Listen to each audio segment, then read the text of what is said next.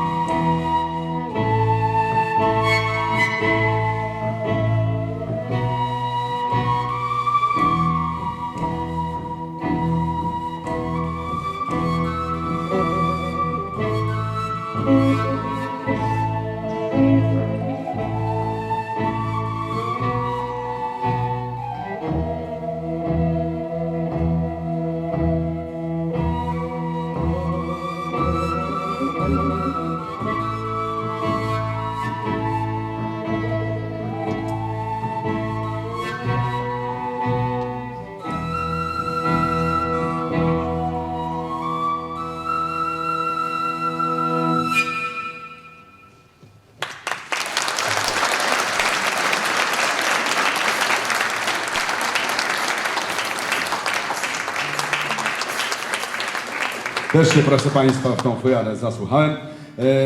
Kalinka dla Państwa zaśpiewała, to ta dziewczynka właśnie, która przed chwilą śpiewała. Dziękuję bardzo. Drodzy Państwo, zespół nasz gra muzykę łękowską i mamy jedną empinię, żeśmy tutaj zaimportowali tutaj do Państwa. Właśnie koleżanka jest łępinią rodowitą i po łękowsku śpiewa pięknie i teraz Państwu zaśpiewa taką balladę o dość trywialnym przypadku, gdzie to rozmiłowany Łemko kilka kobiet naraz miłował i nie wszystkie z tego powodu były szczęśliwe, jak się łatwo można domyśleć, no ale to już sobie o tym sami Państwo posłuchają.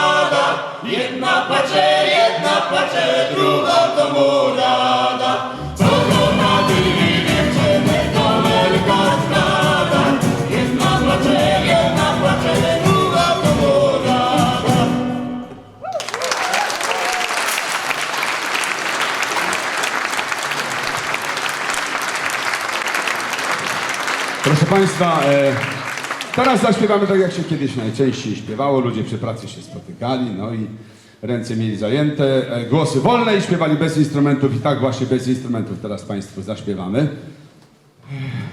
I cóż, opowiemy historię matki starej i jej 3 córek, jak to matka córki wychowała i sama na starość została. Ой, мала мати, 3 красне дівки, ой, мамко. 3 красне дівки, 3 щебетівки, ой, мамко. Ой, мамко моя, премила, премила, видайте ня за фраїра. Ой, мамко моя, премила, премила, видайте ня за фраїра. Першу видала, та й заковала, ой, мамко. Другу видала, та й за млинара, ой, мамко. Ой, мамко моя, премила, премила, видайте ня за фраїра. Ой, мамко моя, премила, премила, видайте ня за фраїра. Третю видала, та й за маляра, ой, мамко. Повидавала, сама зостала, ой, діти. Ой, діти мої, дороги, дороги, не залиште ня в староті. Ой, діти мої, дороги, дороги, не залиште ня в староті.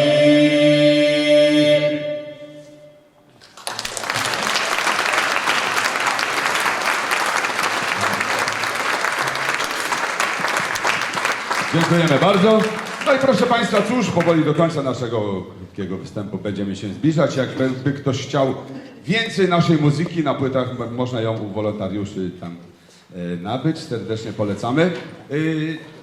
Jeszcze jeden instrument rzadki Państwu pokażemy. No, trudno o nim nie opowiedzieć. Nazywa się suka biłgorajska. Tu koleżanka, co gra na skrzypcach, na tejże suce właśnie Państwo będzie grała. Kiedyś podobno w XVII wieku, ja nie pamiętam tych czasów, ale na takich sukach podobno grywano powszechnie. Dzisiaj już nieliczne egzemplarze zostały. Myśmy jedną z tych suk odłowili w schronisku dla bezdomnych zwierząt i Państwu przywieźliśmy. Nie, to jeszcze nie była suka. To jeszcze nie była suka, proszę się nie denerwować. To tylko wilk. My w każdym razie zagramy na suce i kolega jeszcze raz nadmie dla Państwa dudy słowackie, o już dmucha wór. Proszę. Zagramy o muzykantach po prostu.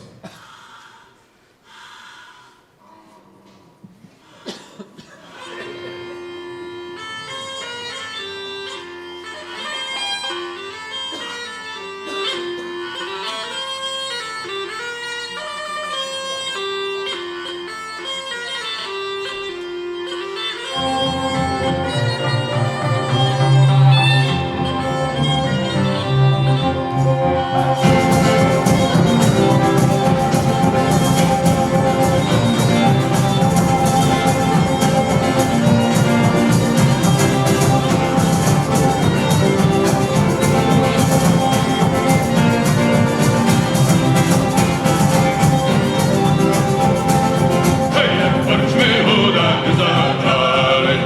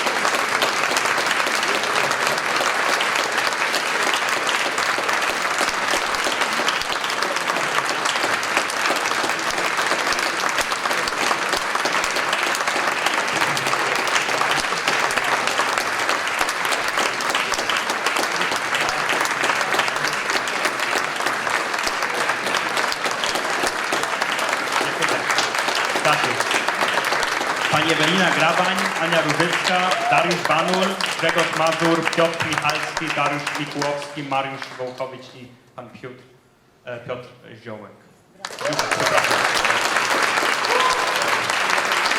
Naprawdę fantastyczna muzyka, dziękuję bardzo.